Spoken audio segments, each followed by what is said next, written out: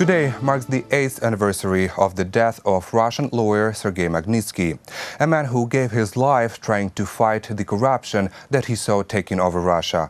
UATV brings you this report on his life and death. An extraordinary story of tax fraud on an unprecedented scale, Russian organized crime, a network of thieves and government officials, and the fate of an ordinary man who lost his life for knowing too much. Sergei Magnitsky, a Russian lawyer, perished behind bars on November 16, 2009, after uncovering what many estimate as a $230 million theft from the Russian state involving some of Vladimir Putin's inner circle. November 2005, Bill Browder, the U.S.-born founder of Hermitage Capital Management, the largest foreign investor in Russia at the time, is deported from the country and dubbed a threat to national security. Bill Browder and his lawyer Sergei Magnitsky uncovered a massive corruption scheme involving Russian Interior Ministry officials, the Moscow tax offices, and the courts. Magnitsky accused a high-level crime group led by the Russian bank owner Dmitry Kluyev of looting nearly $230 million, which Browder claims his business, Hermitage Capital, had paid in taxes. Bill Browder says that his problems really began 18 months later. June 4, 2007, Russian Interior Ministry officials raid the Hermitage Capital headquarters in Moscow, seizing valuable documents and corporate seals. The operation was staged by Lieutenant Colonel Artem Kuznetsov and Major Pavel Karpov.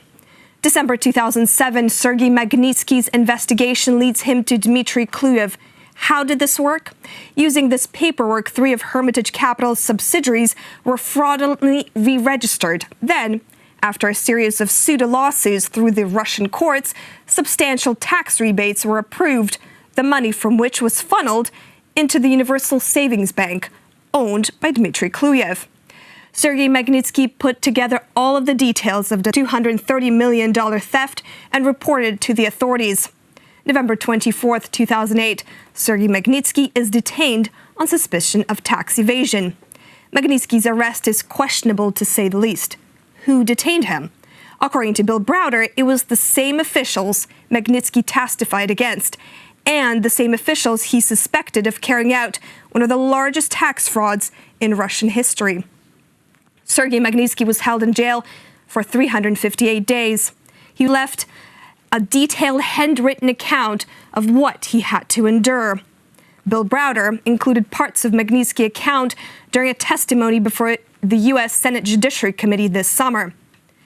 Let's read it now. They put him in cells with no heat and no window panes, and he nearly froze to death. They put him in cells with no toilet, just a hole in the floor and sewage bubbling up. They did all of this because they wanted him to withdraw his testimony against the corrupt Interior Ministry officials and to sign a false statement. Sergei refused. November 16, 2009, Sergei Magnitsky was found dead in his cell. He was only 37. How did Sergei Magnitsky die? Russian authorities said he died of acute heart failure and toxic shock caused by months of untreated pancreatitis. An investigation by Russian Human Rights Council found he had been severely beaten. His family and Bill Browder say he was tortured. We can read a part of Mr. Browder's testimony now. They put him in an ambulance and sent him to another prison that had medical facilities. But when he arrived there, instead of putting him in the emergency room, they put him in an isolation cell, chained him to a bed, and 8 riot guards came in and beat him with rubber batons. Sergei Magnitsky's death created international resonance. It became a symbol of the ongoing struggle against corruption in Putin's Russia.